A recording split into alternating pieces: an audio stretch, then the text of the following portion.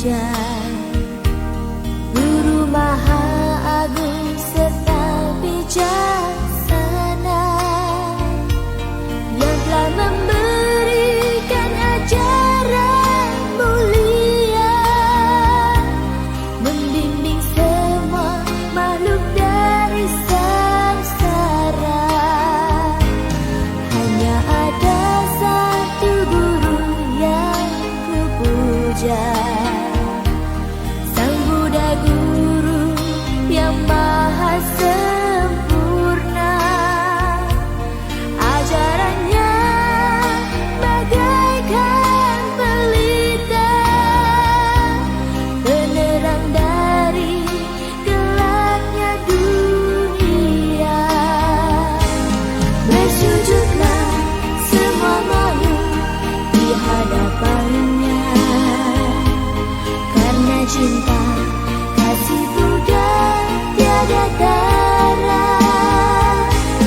Bergemalah nada kasih lewat namanya, semoga semua makhluk hidup berbahagia.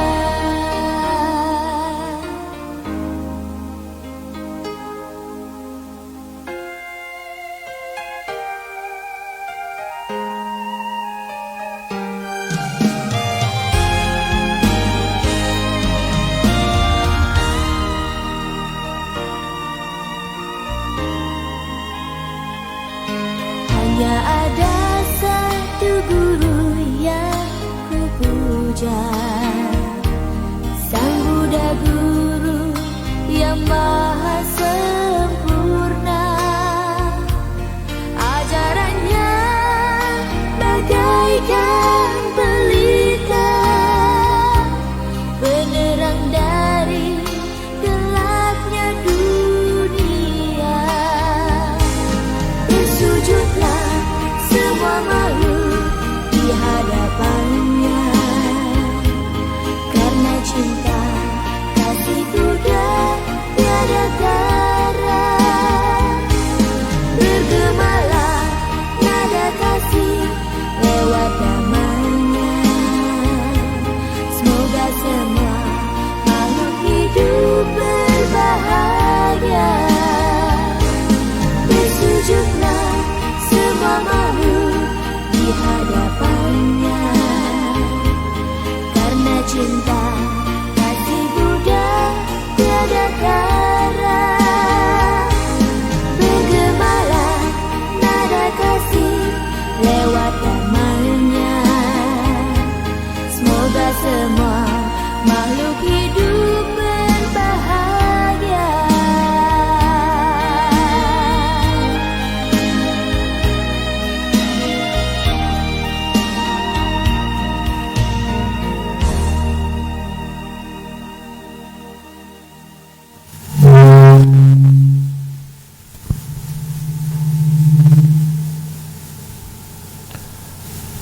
Selamat pagi Romo Ramani, Bapak Ibu Saudara Sedharma yang berbahagia, Sotihotu Namo Buddhaya. Berjumpa lagi dengan kami pengurus Wihara Siripada dalam Puja Bakti Online. Dimanapun Bapak Ibu Saudara Sedharma berada, mari kita bersama-sama pada minggu pagi ini kita melakukan puja bakti. Dan bagi Bapak Ibu yang mengikuti saluran ini bisa bersiap-siap bersama-sama kami di ruang Dhammasala ini. Dan hari ini Dhammasana disampaikan oleh Bapak Wirya Unggul. Untuk itu kita akan mulai dengan pembacaan nama Karapata.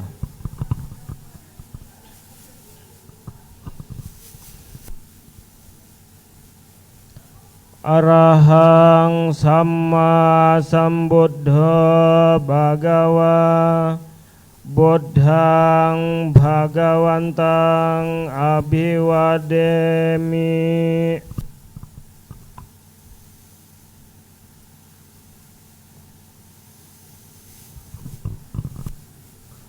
Swakhato Bhagavata Dhammo Dhammang namasami.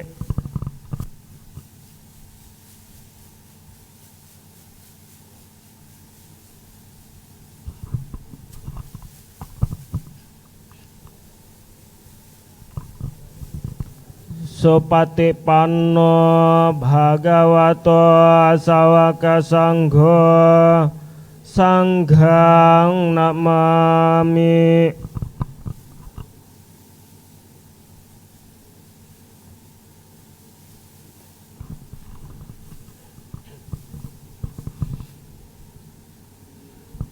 Yamam hakho mayang bhagawantang saranang gata yono bhagava sattha yasaca mayang bhagavato dhammang rocema imehi sakarehi tang bhagawantang sasadamang sasawaka sanghang abipo jayama.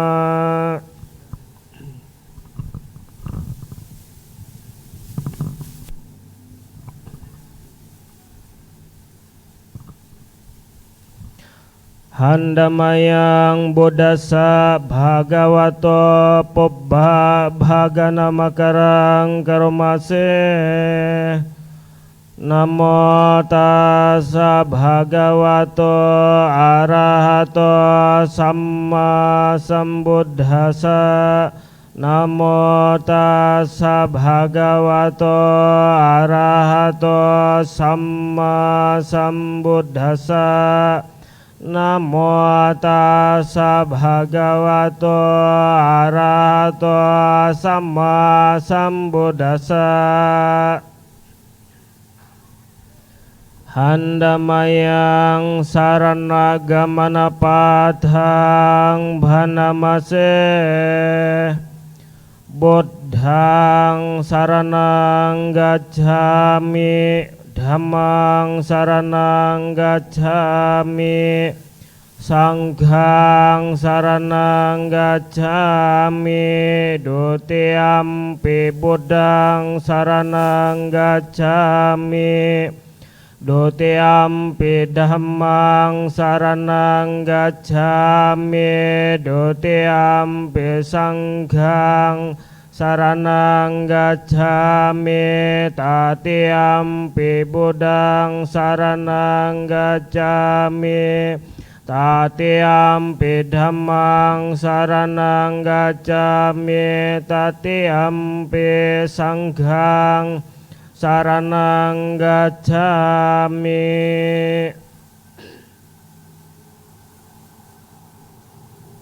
Handamayang pancasika padapathang bhana mase. Panatipata weramani sikapadang samadhyami. Adinadana weramani sikapadang samadhyami. Kame sumicacara weramani sikapadang samadhyami. Musawada weramani sikapadang samadhyami. Surameraya majapamadatthana weramani sikapadang samadhyami.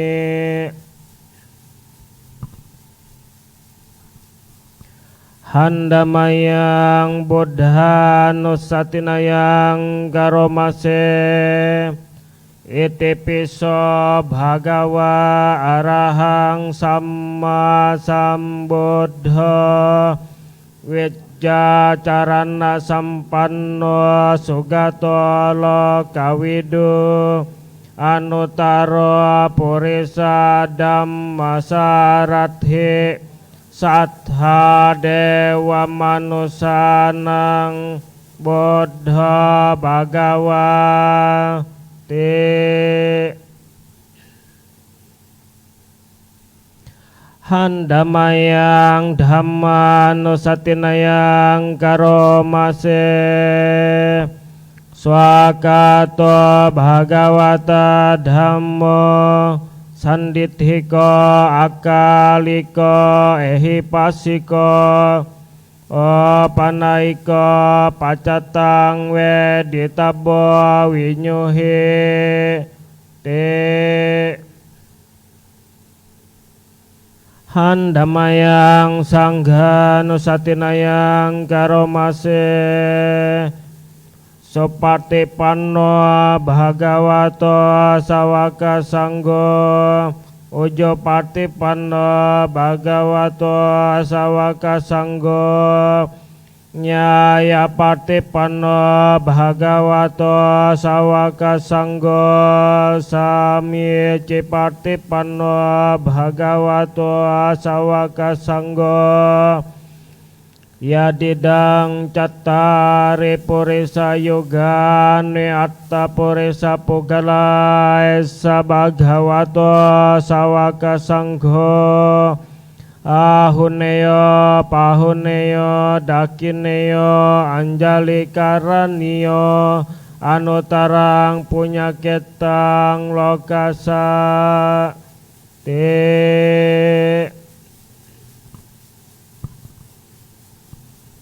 handamayang saca kirya gathayo bhanamase nathi me saranang anyang buddha me saranang warang etena saccawajena sotiteho tu sabada nati me saranang anyang dhammo me saranang warang etena saccawajena sotiteho tu sabada nati me saranang anyang sangho me saranang warang etena saccawajena sotiteho tu sabada.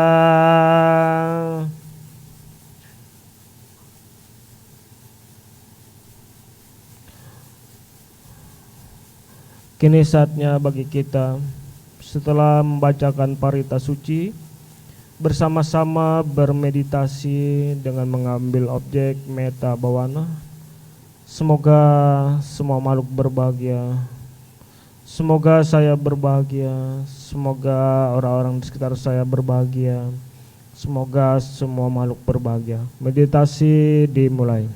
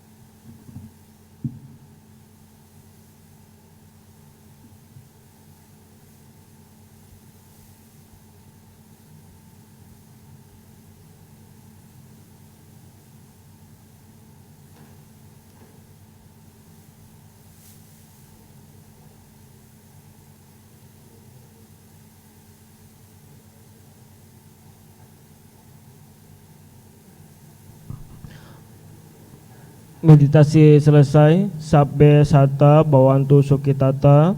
Semoga semua makhluk berbahagia. Sadu, sadu, sadu.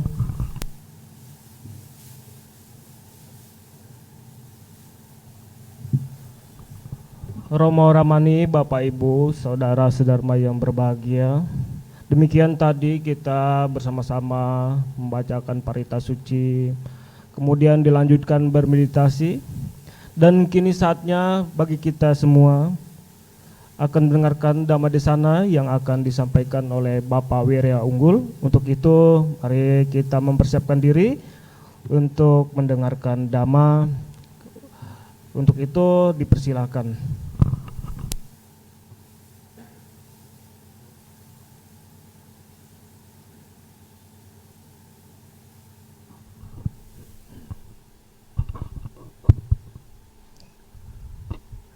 Bapak Ibu, saudara-saudara yang berbahagia, selamat pagi, Sotihotu, Namo Buddhaya.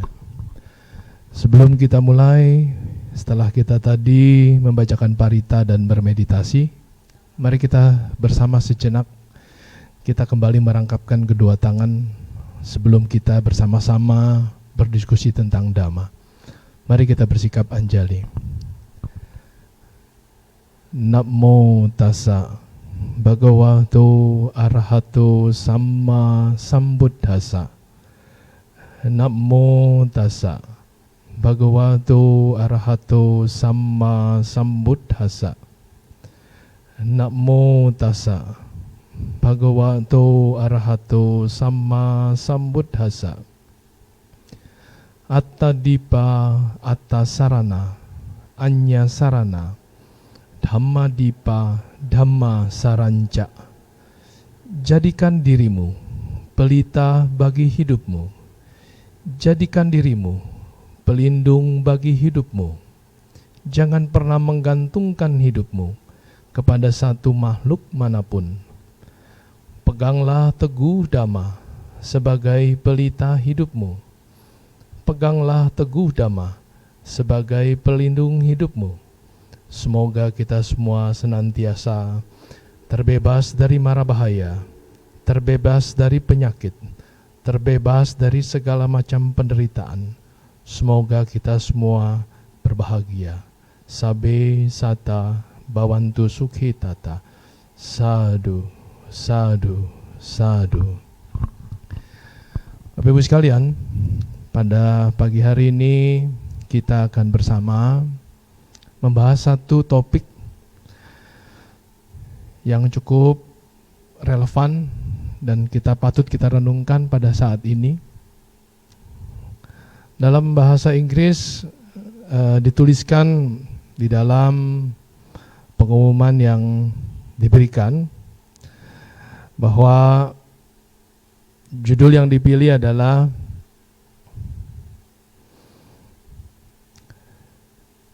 Resilience in Family During Pandemic. Nah, saya menerjemahkan dalam bahasa Indonesia dengan kosakata yang lain, yaitu saya menerjemahkannya sebagai mempertahankan dan menjaga keluarga di masa pandemik. Anda bisa lihat di layar ya, saya menulis itu. Nah, Bapak Ibu sekalian, sebelum kita masuk ke dalam bahasan di dalamnya, pertama sekali kita ingin melihat apa itu keluarga. Kenapa patut kita pertahankan dan kita jaga bersama? Apakah demikian berharga sehingga harus kita pertahankan dan kita jaga dengan sebaik-baiknya? Kalau Bapak Ibu sekalian, Anda sekalian, saya juga sebagai umat awam, kita memiliki usaha, ya, memiliki dagangan, memiliki toko. Satu unit usaha untuk menunjang kehidupan kita, menunjang kehidupan keluarga kita. Katakan saja kita punya satu toko, lalu kita punya, di akhir tahun kita mengalami satu keuntungan. Menurut Dhamma, kita dianjurkan untuk menanamkan kembali keuntungan dari usaha kita 50%.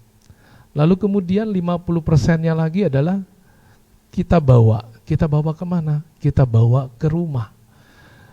Dari 50% kita bagi dua lagi, yaitu 25% kita pakai untuk kehidupan kita sehari-hari, dan juga 25% kita pakai untuk berdana sekaligus juga menabung untuk berjaga-jaga.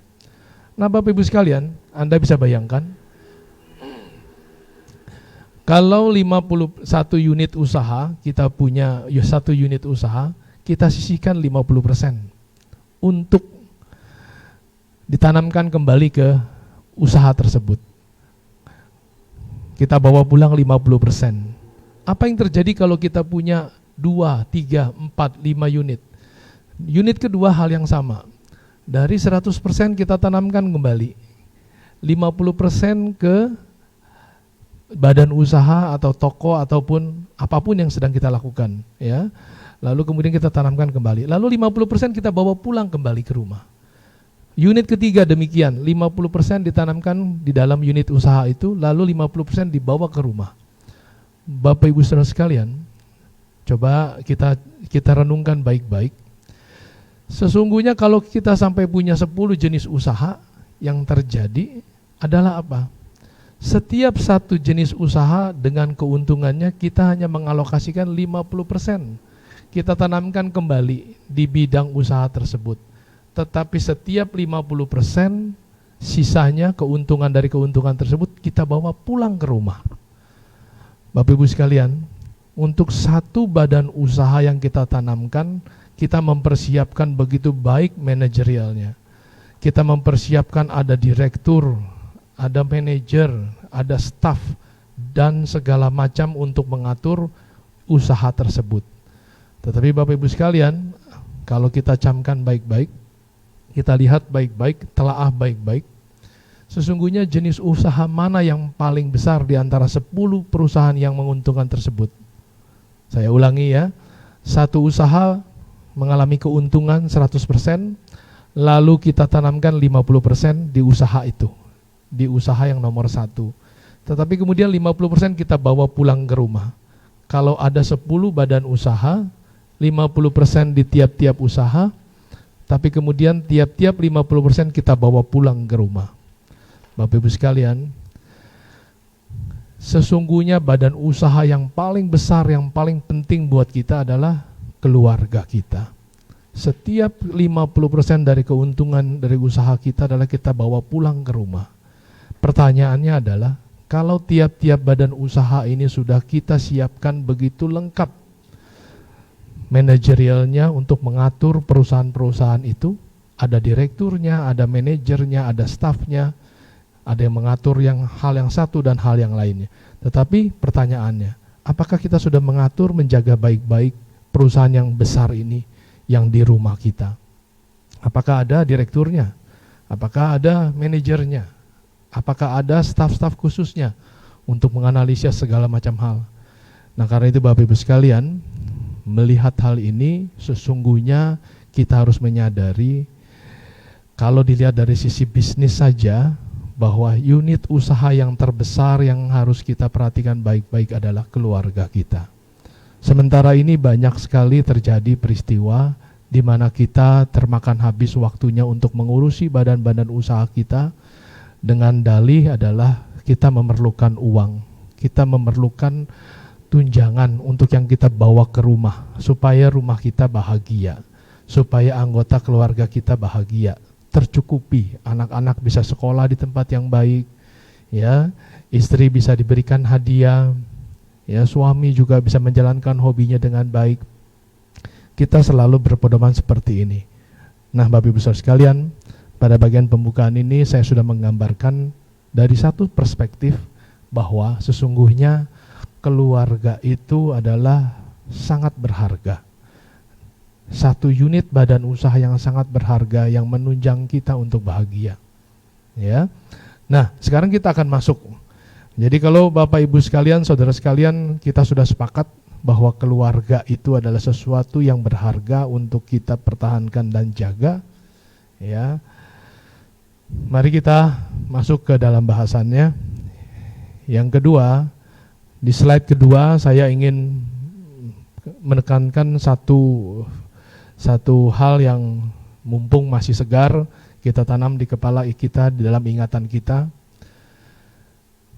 Saat hal baik terjadi, kita harus terus menambah kebaikan. Supaya apa? Supaya kebaikan yang ada tetap bisa bertahan dan terus berubah menjadi baik. Apalagi ya, kalau saat hal buruk sedang terjadi, kita harus menambah kebaikan agar kondisi buruk tersebut bisa berubah menjadi baik. Ini jelas sudah rumusan yang harus kita pahami baik-baik sebagai umat Buddha. Jadi, Bapak Ibu Saudara sekalian, baik di saat sakit ataupun di saat sehat, baik di saat baik ataupun di saat buruk, satu-satunya jawaban yang kita bisa berikan dalam kehidupan kita cuma satu pilihan, tidak ada pilihan lain, yaitu apa? Tetaplah berbuat baik, tetaplah menjadi baik. Ya. Jadi ini satu-satunya menu pilihan yang bisa kita pilih di dalam kehidupan kita pada saat baik, supaya baiknya tetap bertahan, malah bertambah baik. Atau pada saat keadaan buruk supaya bisa berubah jadi baik, tidak ada jawaban lain. Harus tambah dengan satu obat, yaitu obat kebaikan. Nah, Bapak Ibu sekalian, sejak bulan Maret kita dihadapkan pada satu kondisi yang di luar dugaan. Ya, mungkin kita masih ingat di akhir tahun lalu, kita sedang menuju ke akhir tahun 2020. Kalau kita bernostalgia sedikit, di akhir tahun 2019, mungkin sebagian Bapak Ibu Saudara sekalian bersama keluarga menghabiskan waktu untuk berlibur. Ya, kita berlibur, lalu kemudian ada yang berlibur sampai awal tahun.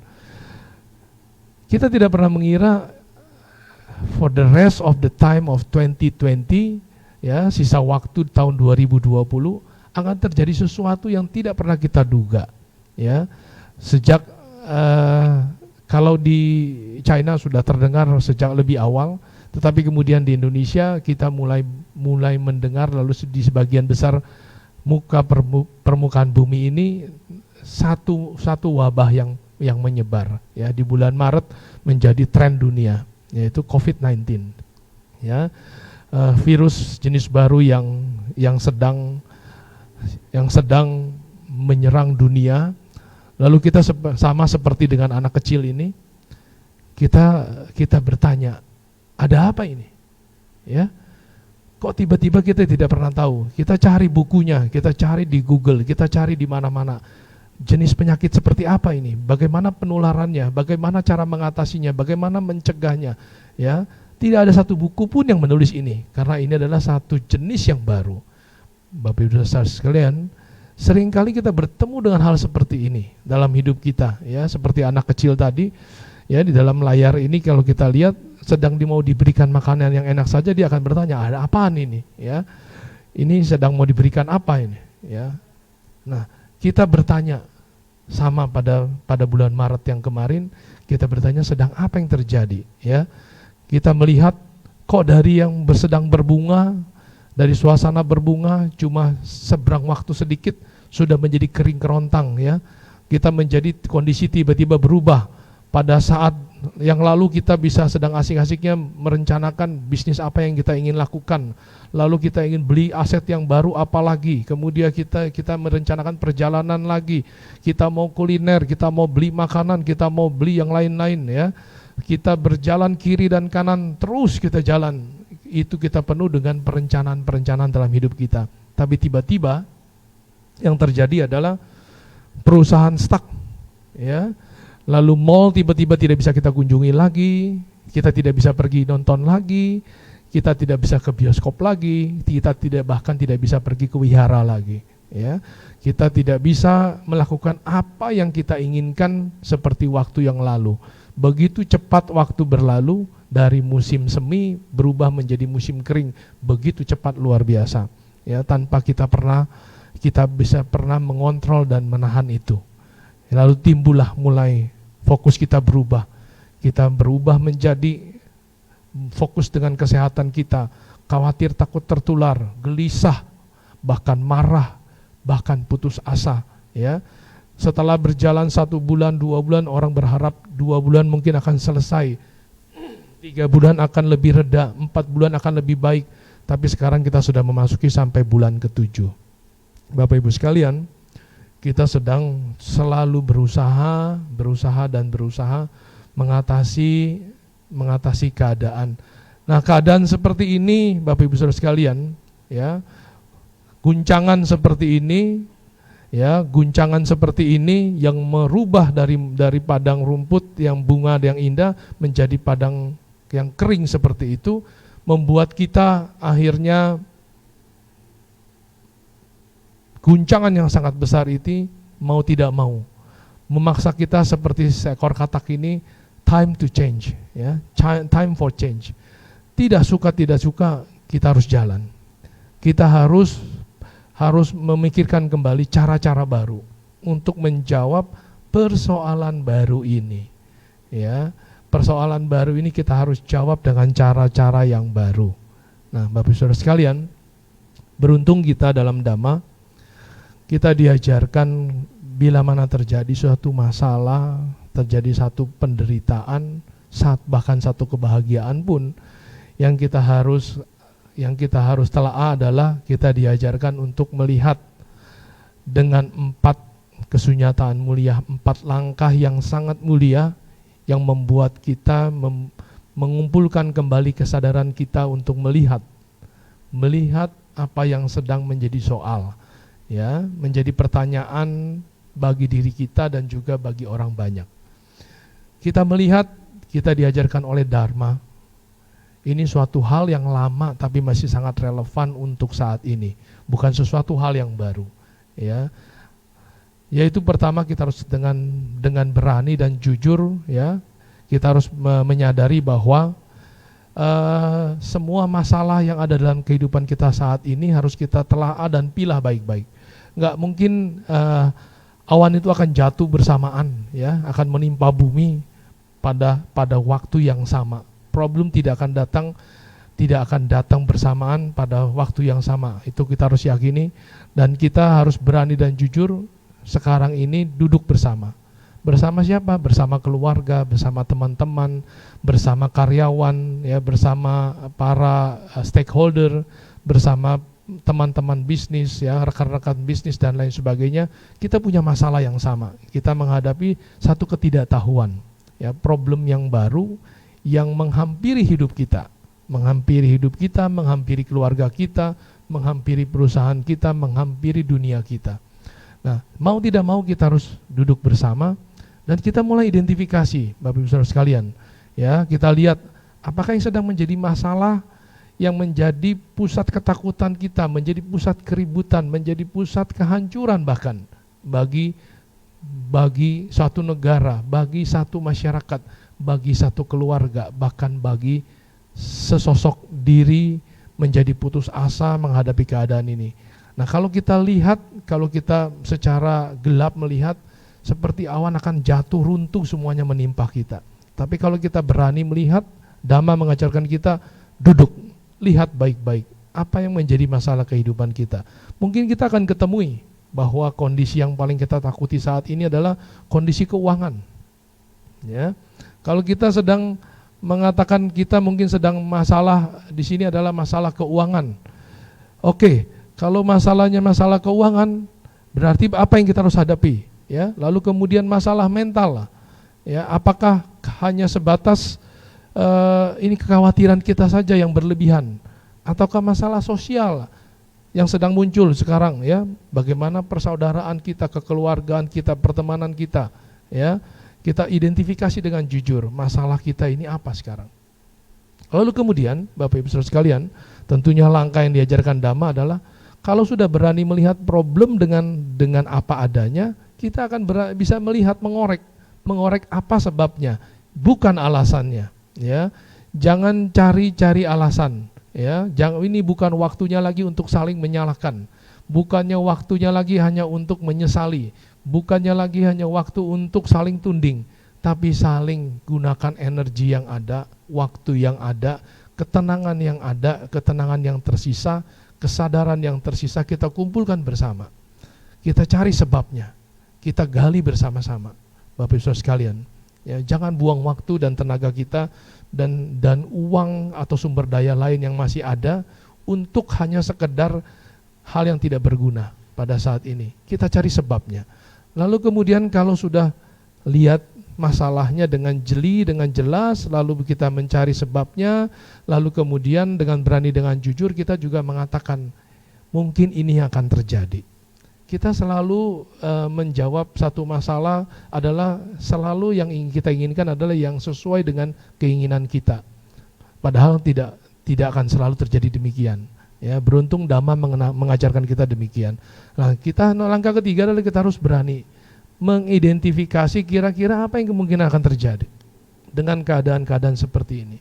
Ya, seperti halnya saya juga dalam menangani perusahaan saya dan karyawan saya melihat apakah akan terjadi recovery, pemulihan yang begitu cepat di dalam keadaan sosial kita. Saya secara pribadi menghitung bahwa ini tidak akan begitu mudah, tidak akan begitu cepat akan kembali seperti tadi.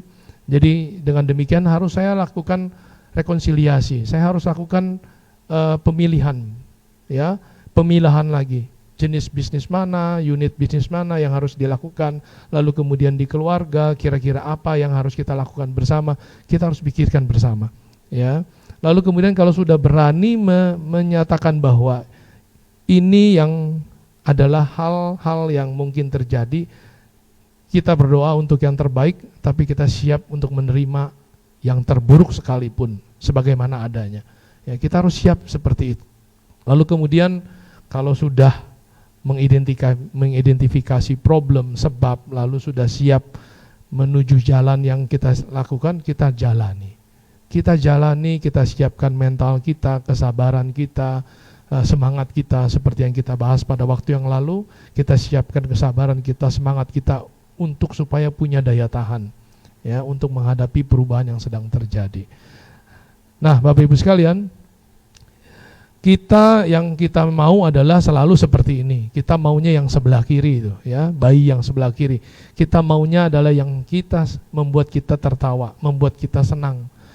Kita tidak menyukai yang sebelah kanan, ya, yaitu yang membuat kita sedih, yang tidak membuat kita harus menangis seperti itu. Atau di antara keduanya, ada yang netral, acuh tidak acuh, ya. Nah, yang menjadikan kita senang adalah yang bayi sebelah kiri itu yang mukanya tertawa. Biasanya adalah manusia itu, kita itu selalu menganggap kalau bisa akan tertawa, bisa senang kalau melihat sesuatu yang kita suka.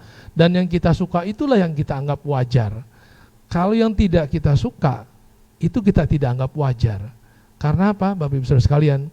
Karena untuk melihat problem tadi, kalau kita lihat di 4 kesunyatan mulia tadi awal, tidak demikian mudah orang bisa melihat problem sesungguhnya. Karena tanpa kebijaksanaan, tanpa mata dharma, dia tidak akan melihat itu. Yang ada adalah dia akan melihat hal-hal lain, perspektif yang berbeda, ya. Nah, kalau sekarang kita sudah masuk dalam kondisi seperti saat ini, sekarang kita harus menyadari bahwa kita bertemu dengan orang dengan kondisi yang kita sukai, tidak sukai, adalah bergantung pada karma kita yang lalu. Kita bertemu, lalu kemudian mau kemana nanti, ya, mau seperti apa ini tergantung dari energi karma kita yang sekarang, ya. Bagaimana kita mau memilih untuk merespon keadaan yang disukai dan tidak disukai tersebut, ya. Nah, tetapi jangan khawatir Bapak Ibu Saudara sekalian, bahwa hal yang paling tidak kita sukai sekalipun, ya, Dhamma mengajarkan adalah bahwa itu akan anicca, akan berubah, ya, akan berubah, tidak akan bertahan selama-lama. Tetapi kabar buruknya juga, sesuatu hal yang kita suka tidak mungkin juga bertahan selama-lamanya, karena baik ketidaksukaan ataupun hal yang kita sukai tunduk pada satu hukum ini, yaitu anicca. Nah, karena itu Bapak Ibu Saudara sekalian, sesungguhnya dengan mengenal hukum yang universal ini, kita harus punya kelegaan, ya, bahwa sesuatu itu pasti akan berubah. Demikian pada saat ini, ya, kita sedang mengalami satu pandemik seperti ini. Apakah akan selama-lamanya? Tidak akan. Pasti akan berubah, ya. Lalu kita diajarkan oleh Dhamma juga bahwa justru, ya, kalau kita tidak dewasa kesadaran dan mentalnya, pada saat kita suka, ya, kita menganggap kesukaan itu akan terjadi selama-lamanya. Lalu tidak suka akan terjadi selama-lamanya. Pada saat suka aja kita bisa tidak puas, ya. Kenapa kok rasa sukanya cuma seperti ini, gitu loh, ya. Lalu kemudian beruntung kita juga mengenal ujung-ujungnya sebenarnya kita mempertahankan rasa suka kita dan mati-matian. Lalu kita mati-matian ingin menyingkirkan rasa tidak suka kita supaya diri kita ini well all the time, happy all the time, enjoy all the time. Apakah demikian? Dhamma mengajarkan kita sesuatu yang ada di dalam batin kita ini, kesadaran, pikiran, perasaan, dan persepsi akan selalu berubah. Akan selalu berubah mengikuti informasi-informasi, pengaruh-pengaruh yang berada di sekeliling kita dan juga di dalam kita. Akan selalu berubah. Kita diajarkan konsep anatta, bahwa sesungguhnya kondisi yang terjadi itu, diri kita, kondisi itu tanpa inti, semuanya akan berubah, tergantung elemen-elemen yang sedang bergabung, berkondisi, bertemu, dan membentuk satu kondisi yang ada sekarang. Nah, Bapak Ibu Saudara sekalian, kita beruntung ya, kita disadarkan bahwa kita berada dalam kondisi ini adalah bukan karena siapa-siapa, bukan karena siapapun di dunia ini, tetapi memang karena kita sedang menjawab. Kita harus siap sedang menjawab dan memikul tanggung jawab dari buah karma kita. Tetapi Bapak Ibu Saudara sekalian, ada 3 kondisi yang kita bisa harapkan untuk merubah. Ini adalah sesuai dengan hukum alam itu sendiri, bahwa segala sesuatu pasti akan berubah. Ya, yang kalau tidak bisa mengikuti ini akan timbul ketidakpuasan. Lalu tidak ada satupun inti yang kekal, ya. Jadi kalau kita melihat kehidupan kita ini adalah satu proses kehidupan yang sedang terjadi. Nah, Bapak Ibu sekalian, ini adalah slide yang saya tampilkan bahwa dalam Dhammapada kita diajarkan oleh Sang Buddha, kalau seseorang dengan bijaksana melihat sesuatu tidak kekal, dari seorang gadis yang cantik kemudian menjadi gemuk, lalu kemudian setelah meninggal menjadi membengkak tubuhnya, kemudian menjadi menggelembung, lalu kemudian menjadi berkeluar cairannya, lalu hancur, lalu kemudian tinggal seperti dalam gambar ini. Kalau sudah merasa pada awalnya mungkin kita akan terjebak, mata kita melihat objek yang cantik, yang indah, kita akan mengatakan sungguh indah. Tetapi kemudian kita harus melihat lebih jauh, horizonnya kita buka, perspektifnya kita buka lebih lebar. Berjalannya waktu semua akan berubah. Bukan hanya makhluk yang kita gambarkan cantik ini saja, tetapi kita pun demikian.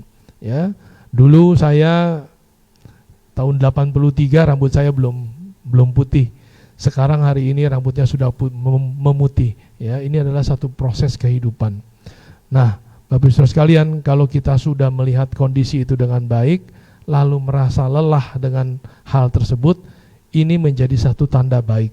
Kita sudah siap melangkah ke langkah yang berikutnya, ya. Mudah-mudahan sampai bertemu jalan kesucian. Nah, perubahan ini Bapak Ibu Saudara sekalian, ya, ini dikatakan bahwa hidup tidak akan lebih baik cuma karena faktor-faktor yang kebetulan yang datang, dengan hoki yang datang, tapi akan menjadi lebih baik pasti adalah dengan apa? Dengan perubahan yang kita lakukan, ya, dengan perubahan, ya, setiap hari itu penuh dengan kesempatan kita untuk berubah. Nah, Bapak Ibu Saudara sekalian, dalam keadaan seperti ini pun kita punya kesempatan untuk berubah, ya. Kemudian tadi kalau kita lihat duka, ya, tidak memuaskan, demikian dulu kita mengharapkan pada saat menikah kita mau seperti itu, punya istri, punya anak, bayi yang kecil yang lucu, ya, rambut kita pun masih lengkap, masih bisa tertawa. Tetapi kemudian setelah harapannya terpenuhi, punya istri, punya anak, lalu kemudian bahkan anaknya sudah 2, sudah membesar, sekarang rambutnya sudah hilang, sudah botak, ya, tidak lagi punya rambut dia, ya. Inilah satu ketidakpuasan terjadi. Dulu maunya begitu, tetapi kemudian sudah tercapai pun terjadi ketidakpuasan. Nah, bila orang menyadari bahwa hidup kita itu tidak akan pernah tercukupi dengan apa yang kita inginkan, ya hendaknya kalau sudah merasa lelah, akhirnya kita akan bersama-sama, ya, melangkah menuju ke jalan kesucian. Nah, akhirnya kita juga tadi diajarkan untuk mengerti anatta, ya, bahwa kalau dengan bijaksana kita diri kita yang sesungguhnya ada seperti apa ya, seperti itu ya. Yang kita katakan, yang kita banggakan, kita cintai sebagai diri kita ini sesungguhnya adalah satu hanya proses elemen-elemen, partikel-partikel yang sedang berkumpul. Pada saat kondisi baik kita akan punya kehidupan seperti ini, tetapi kemudian pada saat kondisinya berubah, elemennya berubah, akan terjadi perubahan. Dan kita harus siap mengikuti perubahan itu. Kalau tidak akan menderita. Nah, Bapak Ibu Saudara sekalian, setelah memahami hal-hal tersebut, apa yang kita harus lakukan dalam kehidupan kita? Lakukanlah hal yang membawa atmosfer baik dalam keluarga kita, ya. Kita menyadari di dalam keluarga kita, di dalam pertemanan kita, di dalam perusahaan kita, di dalam masyarakat kita tinggal. Setiap orang kita yakini mewarisi karma masing-masing. Mereka punya sifat, punya kecerdasan, daya sensitivitas, kedermawanan dan lain-lain sebagainya, kedewasaan mentalnya itu yang berbeda-beda, ya. Karena kita lahir di keluarga yang berbeda, dididik dengan cara yang berbeda, karena sebelumnya kita memiliki energi karma yang berbeda, membuat kita terbawa dalam kondisi seperti itu, ya.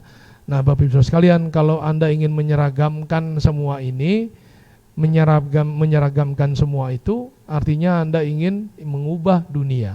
Mengubah dunia adalah sangat-sangat sulit, Bapak Ibu sekalian, ya. Kita lihat ini, kita mau rubah dunia sangat sulit, ya. Kita mau dengan hati kita mau rubah dunia sangat sulit, ya. Tetapi apapun yang terjadi, mari kita tetap sadari, ya, bahwa kita ingin tetap menjadi kontributor yang positif. Seperti ini ada gambar di sebelah kanan, adalah cerita kisah dari Pangeran Siddhartha. Pada saat masih remaja, waktu melihat ada seekor angsa yang terpanah, dipanah oleh Dewadatta, itu Dewadatta yang ada di belakangnya itu gambarnya.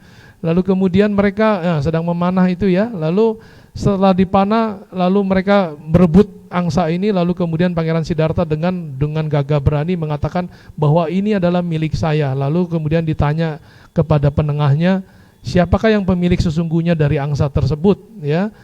Bagi yang memanah, yang mau mematikan angsa, ataukah yang ingin menolong angsa tersebut, yang ingin memberikan kehidupan.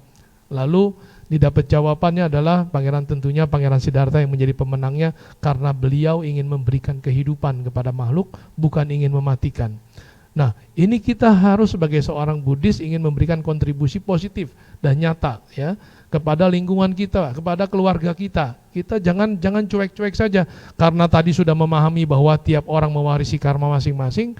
Jadi kita mengatakan, ya itu urusan Anda sendiri, ya, biarpun dia saudara saya, biarpun dia mama saya, papa saya, biarkan mereka seperti itu mereka sedang menanggung karmanya mereka sendiri. Hal yang keliru dan salah, ya.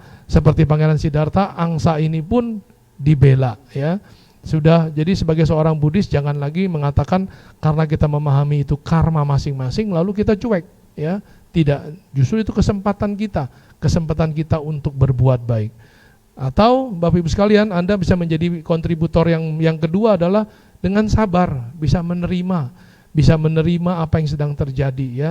Kalau tadi Pangeran Siddhartha bergerak dengan spontan melindungi angsa yang sedang terpanah, kalau di sini mungkin kita bisa memilih sikap yang kedua, kita memilih sabar, ya. Kita dengan tenang, dengan kalem kita menerima keadaan yang sedang terjadi, ya, seperti sekarang ini. Kalau kita bisa bertindak, berupaya, silakan kita bertindak, berupaya. Tetapi kalau memang tidak bisa mengubah, kita bisa mengukur, ya, mengukur tenaga kita, mengukur kesempatan yang ada, mengukur peluang yang ada. Kalau tidak bisa bergerak lebih jauh, kita harus sabar. Kita harus sabar menerima, ya. Kalau PSBB harus di rumah, ya di rumah, ya, harus menjaga jarak, tidak bisa lagi berkeluyuran seperti dulu. Kita harus menerima itu.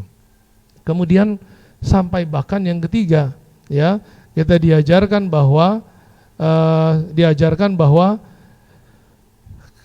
untuk nibida, tidak terlibat, ya, tidak campur tangan.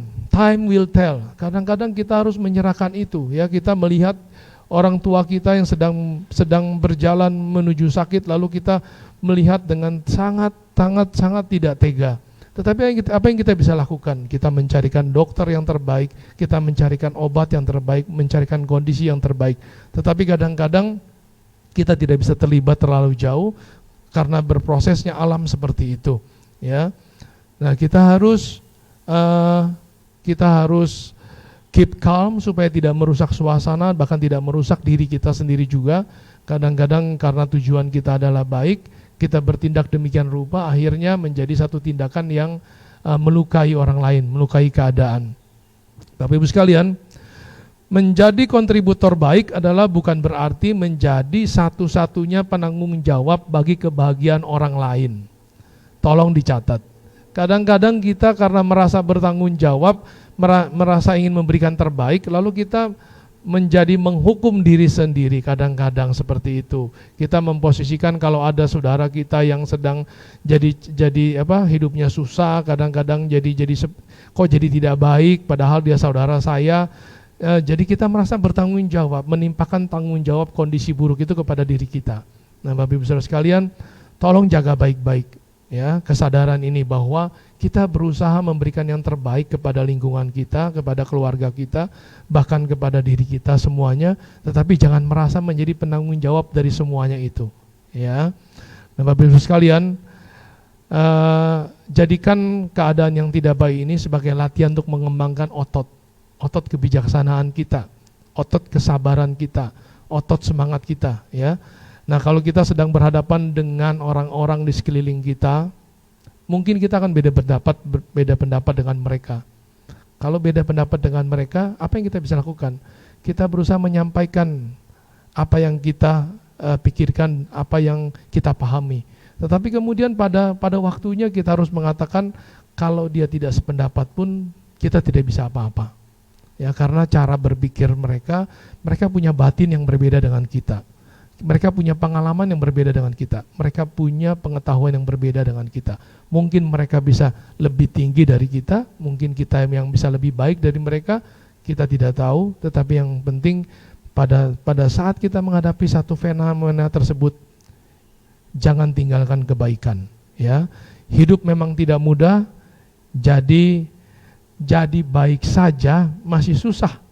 Ya, apalagi tidak harus dicamkan baik-baik seperti itu. Kita sudah berusaha jadi orang baik saja, masih mengalami kesusahan. Ya, apalagi menjadi tidak baik. Jangan dibalik. Kalau saya jadi baik, kok masih susah seperti ini? Lebih baik saya enggak memilih tidak baik sajalah kalau begitu. Saya mengatakan tidak, ya, tetaplah jadi baik. Nah, Bapak Ibu Saudara sekalian, kita ingin merubah seluruh dunia, itu kita punya kebiasaan seperti itu. Tetapi adalah yang paling mungkin Bapak Ibu Saudara sekalian dalam perjalanan hidup saya sudah sampai setengah abad lebih, saya menyimpulkan tidak mungkin saya diberikan waktu sampai 2 kali 3 kali lipat dari yang sudah terpakai pun tidak mungkin saya bisa memberesi dunia ini. Bahkan menjadi tanda tanya, apakah saya juga bisa memberesi diri saya sendiri? Ya, artinya mencapai pembebasan. Kalau dikasih waktu, diperpanjang waktu kontrak kehidupan saya 2-3 kali lagi, apakah saya bisa menyelesaikan masalah kekotoran batin di dalam hidup saya? Ini menjadi tantangan tersendiri. Nah, Bapak Ibu sekalian, kita berusaha merubah dengan kondisi, apalagi kalau kita cuma berusaha merubah kondisi fisik, ya.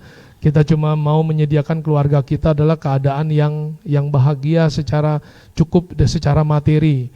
Lalu mereka menjadi aman dan nyaman dengan segala macam perlengkapan yang ada. Tidak akan pernah tercukupi. It's never enough, ya.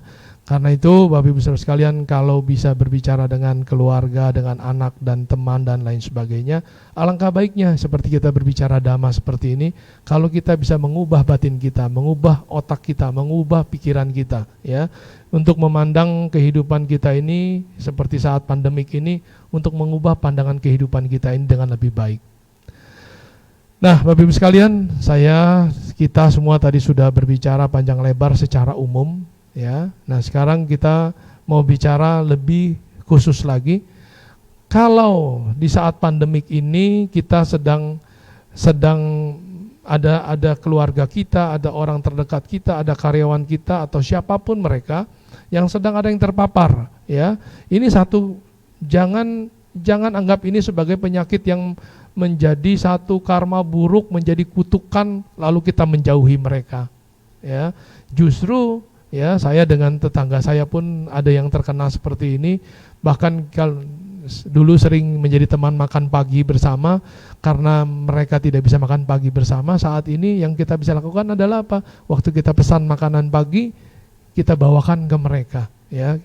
Lalu kalau itu menjadi keluarga kita, menjadi teman baik kita atau siapapun dia, kita dampingi mereka dengan sesabar mungkin. Ya, berikan perhatian, terutama adalah berikan semangat karena mereka mendengar beritanya sangat buruk, bukan? Ya, kalau sudah terkena penyakit ini, bayangannya sudah ujungnya adalah pasti akan berakhir dengan kematian. Ya, tetapi padahal kalau kita mau lihat secara statistik, yang terjadi adalah tidak demikian. Ya. Tingkat kematiannya adalah 2,5% pada saat ini. Bukan berarti kita harus meremehkan angka yang 2,5%.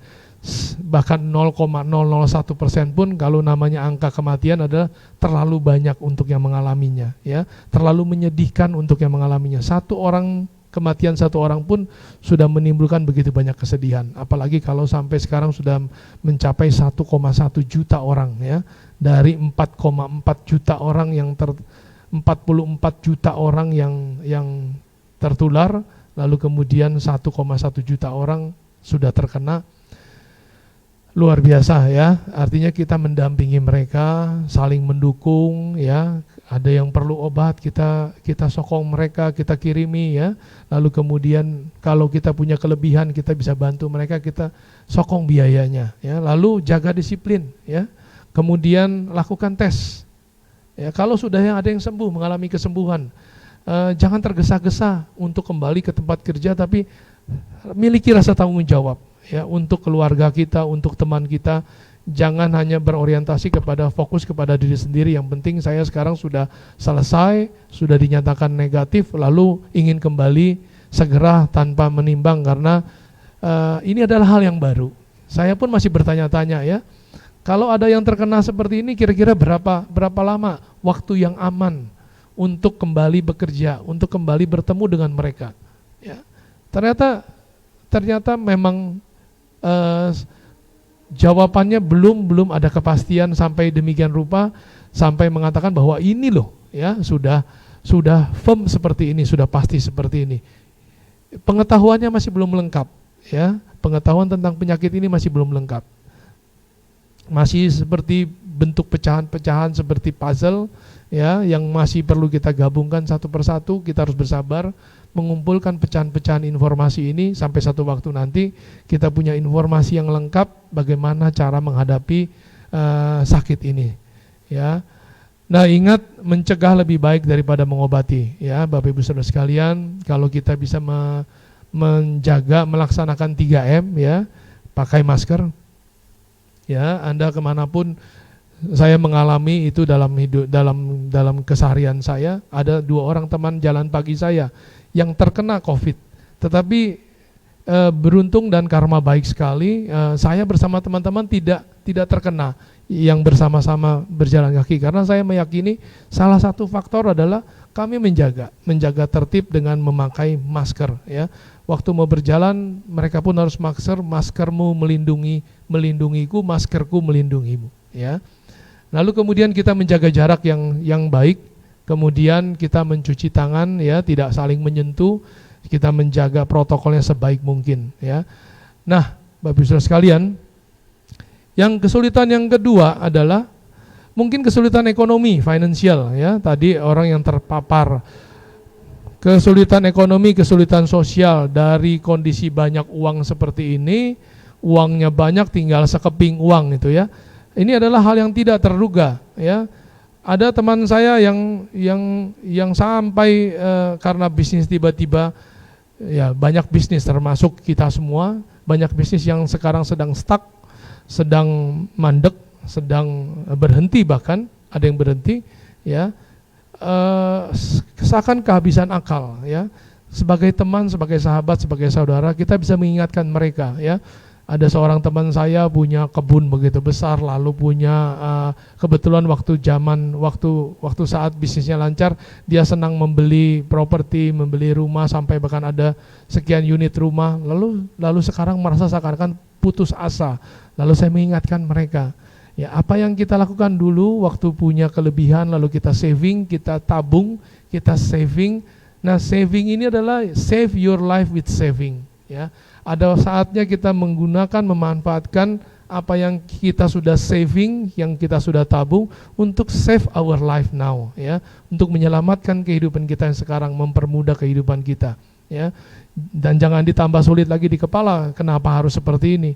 Memang itulah tujuannya, kita melaksanakan saving, bukankah demikian, ya? Kita simpan dalam bentuk mungkin rumah, mungkin dalam bentuk yang lain, dalam bentuk yang lain. Dan kita bisa manfaatkan itu, ya. Kita harus menyadari ada saatnya mendapatkan seperti bernafas, ada saatnya masuk, lalu ada saatnya keluar. Kalau menyadari ini secara alamiah, kita pasti tidak menambah kesulitan yang ada. Lalu memberikan ide-ide baru mungkin, ya, bagi teman-teman yang dulunya nggak pernah bersentuhan dengan bisnis kuliner. Pada saat ini mungkin bisa dibangkitkan, ya. Bahkan ada beberapa teman yang akhirnya sekarang menjadi serius, ya, dalam bisnis kuliner, padahal dulu tidak pernah terpikirkan untuk bisnis kuliner karena sedang PSBB, sedang work from home. Akhirnya orang banyak yang tidak keluar, akhirnya memesan makanan lewat WhatsApp dari pertemanan, dari grup-grup dan lain sebagainya, akhirnya menemukan jalan kehidupan yang baru, ya. Seperti tadi, bahwa perubahan ini mengizinkan kita bertemu dengan hal-hal baru. Lalu kemudian mungkin ada teman-teman yang kesulitan dan sama sekali tidak ada persiapan tabungan. Mungkin kita harus membantu mereka dengan cara menggalang arisan, ya. Dengan arisan, dengan apapun kita membantu mereka. Jangan mengatakan sekali lagi, itu karmanya sendiri. Sudah buat seperti itu, tinggal terima sendiri. Jangan seperti itu. Ini kesempatan untuk berbuat baik, ya. Secara dharma, jangan belajar dharma secara parsial, hanya sepotong-sepotong, harus secara tuntas. Nah, kita juga harus dalam keadaan kesulitan ekonomi seperti ini, ya, kita harus berusaha hidup yang hemat, ya. Tata kembali hidup keluarga kita, ngobrol dengan semua keluarga kita, ngobrol dengan semua karyawan kita. Keadaan perusahaan sedang seperti ini, jangan buang air di tempayan dengan mengharapkan air hujan turun, ya. Jangan sama jiwikata, jangan besar dari pasak daripada tiang. Demikian Sang Buddha mengajarkan kepada kita. Nah, Bapak Ibu sekalian, masalah sosial yang muncul waktu kita work from home. Dulu belum work from home, kita kesulitan satu. Di antara keluarga sulit banget kumpul ketemu makan, sulit ketemu banget untuk bersama-sama ngobrol. Sekarang work from home, sudah ada waktunya di rumah. Kebanyakan waktu untuk ngobrol, kebanyakan waktu untuk bertemu. Akhirnya apa? Bukan saling mengasihi, menyayangi, saling bertengkar, ya. Dan biasanya, ya, sayang sekali orang yang bertengkar itu adalah orang yang sudah berkecukupan, karena sudah cukup, lalu sudah tidak pikirkan hal lain, yang akhirnya yang muncul adalah keributan, ya. Nah, kalau ada ketidaksetujuan, kalau ada cara hal-hal baru yang lain, sampaikan dengan cara yang terbaik pada saat kita bersama. Ingat, yang sedang bertempur, yang sedang ribut, kadang-kadang dalam proses work from home itu adalah sesungguhnya bukan kita secara utuh, tetapi ego kita, ya. Ego kita itu yang ingin menang sendiri, kadang-kadang jadi menutupi semua hal-hal baik, ya. Bahwa ego itu tidak bisa menerima hal yang baik gitu. Ya, jangan karena dan marah dan benci mengharap orang lain celaka. Ini Sang Buddha katakan di dalam Karanyameta Sutta. Tetapi sekali lagi, ego itu memang demikian. Ego never accept the truth, ya. Ego itu bilang apa? Kalau semuanya sudah jatuh ke dalam satu tempat, saya baru merasa aman. Kalau mereka belum jatuh, saya tidak akan merasa aman dan nyaman. Demikian sampai sekarang, ya. Lalu ego itu juga ada rumusannya nih dari orang yang sangat brilian, adalah ego itu 1 dibagi dengan pengetahuan. Coba, kalau kita punya pengetahuannya banyak, angka di bawah knowledge-nya itu banyak, 1 dibagi dengan 1, egonya 1. 1 dibagi dengan 100, knowledge-nya, pengetahuannya banyak, egonya makin kecil, 1/100. Kalau kita punya pengetahuan lebih banyak lagi, bukan cuma pintar sekolah, tapi juga bermeditasi dan lain sebagainya, 1 dibagi dengan 1000, lebih kecil lagi. Nah, Bapak Ibu Saudara sekalian, waktu work from home, waktu ada di rumah ini, waktu kita untuk belajar. Belajar bukan cuma pengetahuan, belajar kehidupan lebih baik. Ya.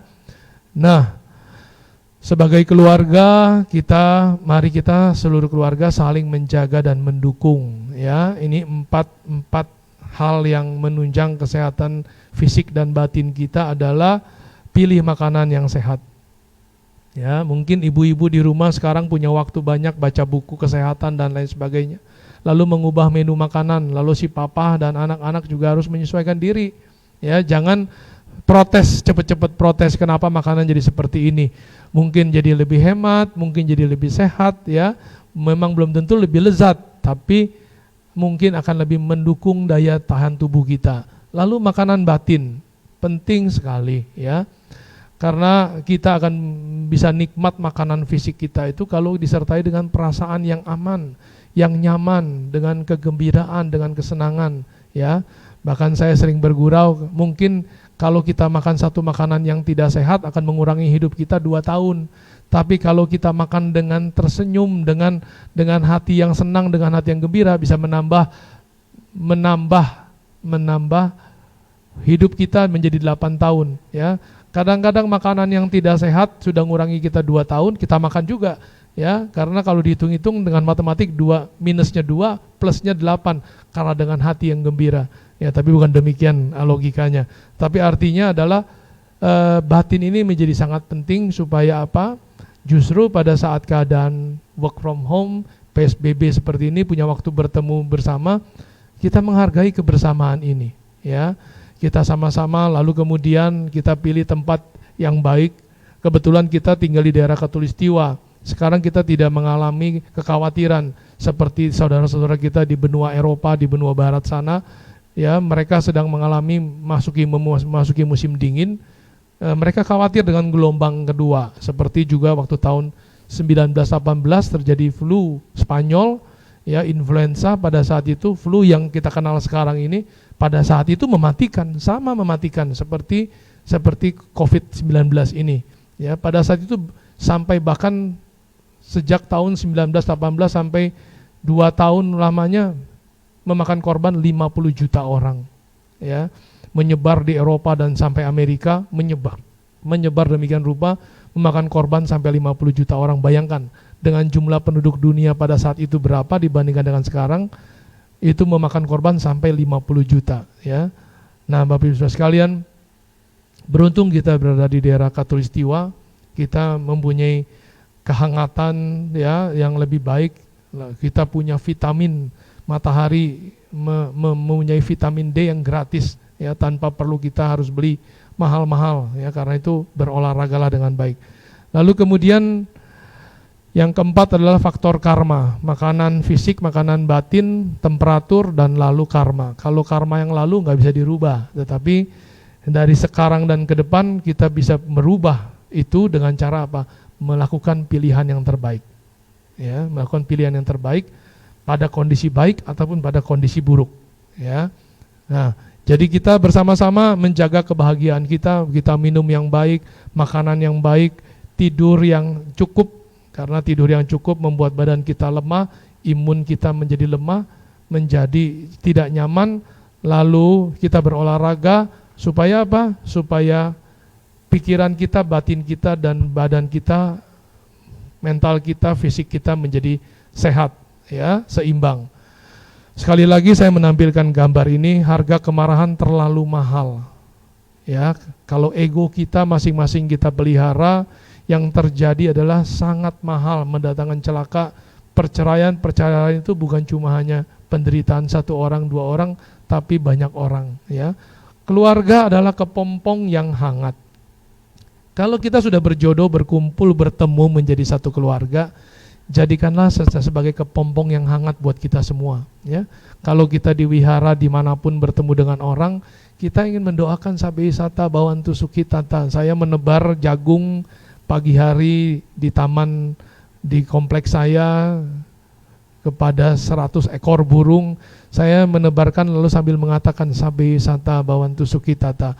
Ya, sabe sata bawantu sukitata. Kepada burung saja kita mendoakan semoga berbahagia. Mengapa dengan keluarga kita tidak? Ya, mari kita dukung, sokong keluarga kita. Pagi hari sedang mau kerja, ya saya juga demikian, sedang mengurangi jam kerja di kantor saya. Ya, tadinya bekerja 6 hari, Senin sampai Sabtu, tapi karena kondisi seperti itu berkurang menjadi 4 hari. Nah, saya bisa bayangkan bagi yang mau bekerja tiap pagi itu mau berangkat, kalau tidak didukung, tidak disokong dalam keadaan seperti ini, bagaimana coba, ya? Kalau mau pergi bawa motor, mau keluar, kita melihat keluarga kita sedang mau berusaha hari ini, jangan disumpah serapahi, doakan mereka dengan baik, ya, supaya mereka bisa berusaha dengan baik, dapat kembali dengan baik juga. Ya, jadi mari kita support keluarga kita, ya. Jangan biarkan satu keluarga kita jatuh, ya, itu menjadi penderitaan buat kita. Di dalam keluarga itu jadikanlah selalu ada jalan pulang. Maksudnya adalah kalaupun mereka sedang gagal di luar, sedang bersedih di luar, pintu kita terbuka untuk mereka, ya. Sama seperti ini saya tampilkan gambar sekumpulan landak. Anda bisa bayangkan 1 ekor landak dengan begitu banyak bulu-bulunya yang tajam. Satu-satunya cara landak ini untuk sekumpulan landak ini untuk melewati musim dingin adalah apa? Mereka tidak bisa mencukur bulunya untuk supaya tidak saling menusuk, tetapi malah coba Anda lihat di sebelah kiri, ya, itu adalah kumpulan landak, mereka berkumpul bersama saling menghangatkan tubuh mereka untuk melewati musim winter ini, musim dingin yang panjang itu. Dan Anda bisa bayangkan, berarti dengan duri-duri yang berkumpul seperti itu apa yang akan terjadi? Mungkin akan terjadi saling bertusukan duri-duri itu satu sama lain. Ya, ada rasa tidak nyaman, tetapi mereka tetap bersatu, berkumpul bersama, ya. Itulah duka, ya, terlahir sebagai manusia, kelahiran itu sendiri pun sudah merupakan duka, ya. Berkumpul dengan yang disuka, tidak disuka, yang tidak disuka apalagi, yang disuka aja duka, karena apa? Takut kehilangan, ya. Apalagi yang tidak disuka. Kita berkumpul demikian rupa, mudah-mudahan bisa menggunakan waktu kehidupan kita dengan sebaik-baiknya, menjadikan keluarga kita menjadi kepompong yang hangat. Anda pernah ingat mungkin satu khotbah saya, satu sharing dhamma saya yang mengulang tentang Sabasawa Sutta, khotbah meninggalkan noda-noda. Kalau Anda lihat tadi, cerita saya tadi lengkap sebenarnya, bahwa kita sudah memahami 7 hal ini. Ya, mudah-mudahan kita bisa merefresh kembali dalam hidup kita. Satu adalah dengan melihat memperhatikan problem sebagaimana adanya. Lalu kita kendalikan, bukan dikendalikan hal di luar. Sulit mengendalikan hal yang di luar, tapi kendalikanlah panca indera kita. Kendalikanlah pikiran, perasaan, kesadaran, dan persepsi kita, diri kita sendiri. Lalu menggunakan apa yang ada saat ini. Kalau ada yang perlu menggunakan saving, tabungan untuk menjadi save your life, gunakanlah. Ya, kalau bisa menggunakan apa yang ada saat ini, kita gunakan bersama-sama. Lalu menahan diri dan bersabar. Ya, jangan pada saat seperti ini malah bermimpi dengan mimpi-mimpi yang indah yang lalu. Wah, dulu seperti ini, kenapa sekarang jadi seperti ini? Bersabarlah. Ya, lalu kemudian menghindari apa? Ya, menghindari hal-hal yang tidak perlu, percekcokan ego yang bertempur satu sama lain, ya. Kita harus ingat harganya sangat mahal. Ya, kehancuran, kita sedang menerima karma buruk secara kolektif. Kita di dunia ini sedang menerima karma buruk secara kolektif. Pandemi menyerang semuanya, tidak peduli. Tidak peduli negara mana, tidak peduli orang kaya, orang miskin, warna kulit apapun, agama apapun, akan diserang, ya, akan terkena. Berarti apa? Secara kolektif kita di dunia sedang menerima buah karma buruk kita. Tidak ada jalan lain, kita hindari. Jangan buat hal-hal yang menambah keburukan. Lalu menghapus mumpung masih ada waktu. Kita tidak pernah tahu. apakah besok kita masih akan terbangun, ya. Hari ini kita masih bangun pagi, biarpun tidak ke wihara bisa duduk di depan TV, mungkin juga bisa melihat di depan handphone masing-masing untuk melihat ceramah, mendengarkan dhamma atau apapun, ya, yang menambah manfaat tadi, menambah knowledge. Seperti Albert Einstein katakan bahwa supaya ego kita itu turun, harus tambahkan knowledge, pengetahuan, dan itu menjadi tanggung jawab Anda, menjadi tanggung jawab kita sendiri. Lalu kemudian nanti kalau sudah lenyap, sudah hapus, ya, sudah terhapus COVID ini, baru kita mengembangkan, baru ada waktunya mengembangkan, ya. Apa yang kita kembangkan? Jangan mudah-mudahan COVID ini membangkitkan kesadaran baru. Jangan cuma mengembangkan aset dunia. Jangan mati-matian hanya untuk, bahkan siap mati hanya untuk mengumpulkan, mendapatkan sesuatu yang tidak kita bawa mati. Semua aksesoris dunia itu, keluarga, aset, deposito, dan lain sebagainya, ya, itu semua adalah aksesoris dunia yang membuat kita seakan-akan aman, tenang, dan bahagia hidup di dunia. Pada saat yang sama merasakan khawatir, takut kehilangan mereka. Nah, mudah-mudahan kita bisa, masa pandemik yang 7 bulan ini, bahkan masih menjadi di depan kita berapa lama kita nggak tahu, mudah-mudahan kita bisa manfaatkan menjadi waktu untuk merenung lebih baik, ya, merenung lebih baik tentang arti kehidupan kita. Nah, Bapak Ibu sekalian, akhirnya saya ingin kembali menyampaikan yang menjadi slide saya pertama tadi. Pada saat baik, teoritis akan lebih mudah kita menjadi baik. Tetapi pada saat sulit, teoritis kita akan sulit menjadi baik. Tetapi untuk baik menjadi lebih panjang dan bahkan lebih baik, dari buruk menjadi lebih baik, tidak ada jalan lain. Tambahkan kebaikan, ya. Akhirnya saya ingin menyampaikan terima kasih. Semoga kita semua terbebas dari mara bahaya, terbebas dari penyakit, terbebas dari penderitaan. Semoga semuanya berbahagia. Sadhu, sadhu, sadhu. Demikian, semoga kiranya yang kita diskusikan, kita bahas bersama pada pagi hari ini dapat memberikan manfaat tidak hanya kepada Bapak Ibu Saudara sekalian, juga kepada diri saya untuk kembali kita bersama-sama merenungkan semua ini. Sekali lagi terima kasih. Sotihotu, Namo Buddhaya. Namo Buddhaya.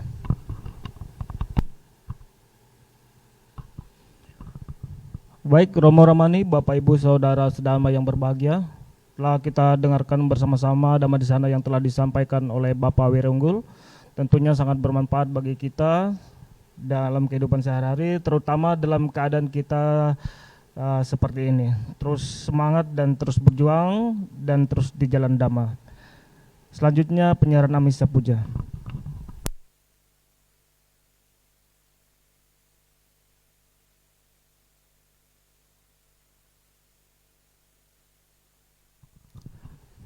Baik, sesi Dhamma Desana telah selesai.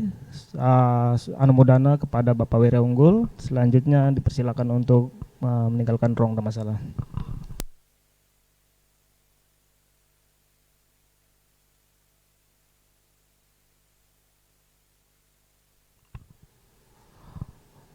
Baik, Romo Ramani, Bapak Ibu, saudara-saudara yang berbahagia, saatnya bagi kita semua untuk menambah kebajikan dengan berdana paramita.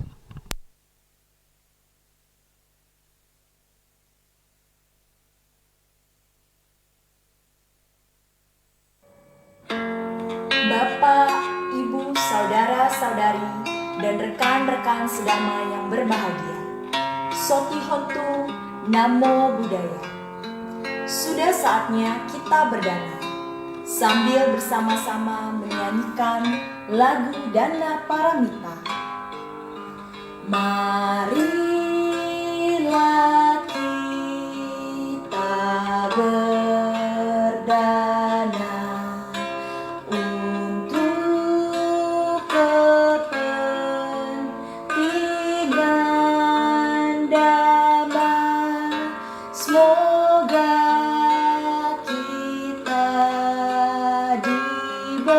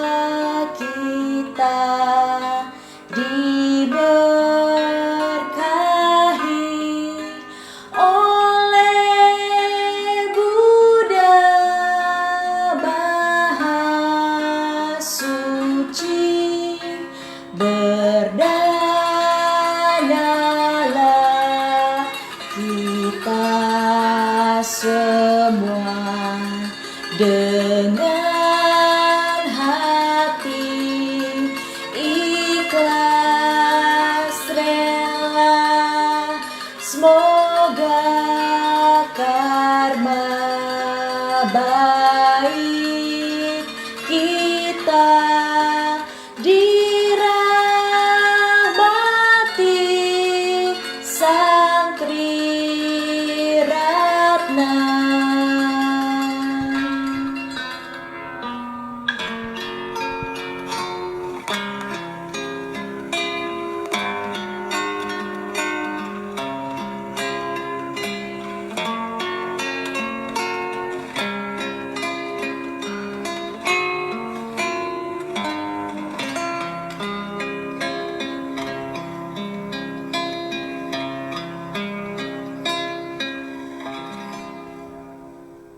Anumodana Romo Ramani, Bapak Ibu, Saudara-saudara yang berbahagia atas dana paramitanya. Semoga dengan dana paramita ini kita semua selalu berbahagia, selalu sehat, dan kita selalu di dalam jalan Dhamma, selalu diberkati oleh Buddha, Dhamma, dan Sangha.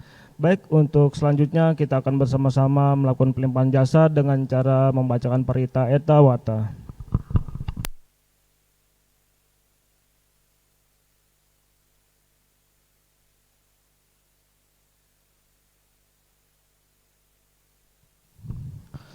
Handamayang eta wata ti adipati danang karomase eta wata caam hehi sambatang punya sampadang sabbe dewa numodantu sabba sampati sidia eta wata caam hehi sambatang punya sampadang sabbe buta numodantu sabba sampati sidia eta wata caam hehi sambatang punya sampadang sabbe sata numodantu sabba sampati sidia akasatha cabumata dewa naga mahidika bunyang tang anumoditwa rakantu lokasantikang akasatha cabumatha dewa naga mahidika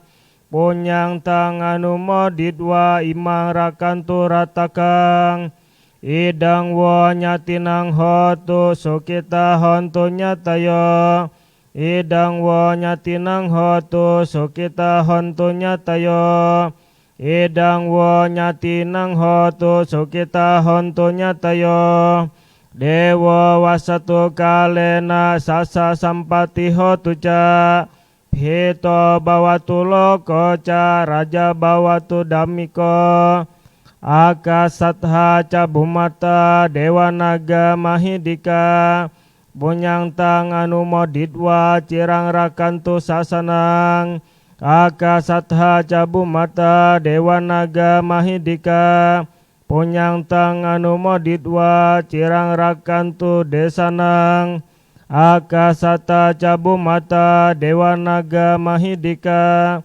punyang tang anumoditwa cirang rakantu dayake akasatha cabumata dewa naga mahidika punyang tang anumoditwa ime rakantu petake akasatha cabumata dewa naga mahidika punyang tang anumoditwa cirang rakhantu mangpare sadu sadu sadu.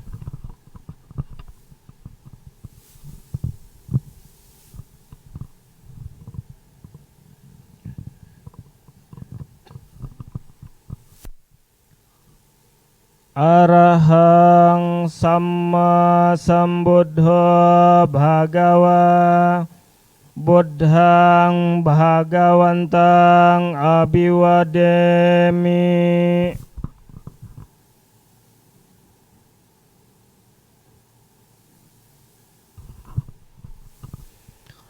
Swakhato Bhagawata Dhammo Dhammang namasami.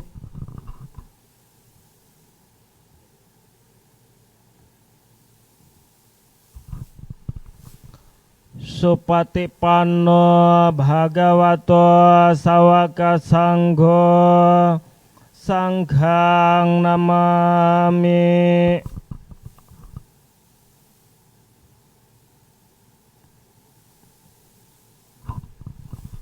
Mari kita bersama-sama mengujarkan Sabbe Sata Bawantu Sekitata. Semoga semua makhluk berbahagia.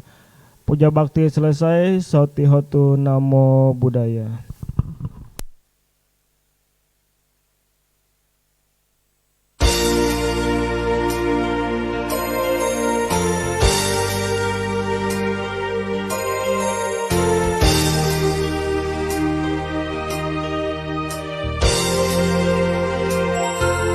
Dalam hidup ini tiada yang abadi, maka jangan tinggi hati, terlebih lupa diri. Dalam hidup ini semua nan tak pasti, lebih baik mawas diri hadapi problema hidup ini. Jangan putus asa, jangan gampang menyerah, walau seribu bala mendera hidup kita. Takkan pernah goyah tekad siswa Sang Buddha menghadapi dunia, berpegang pada Dhamma.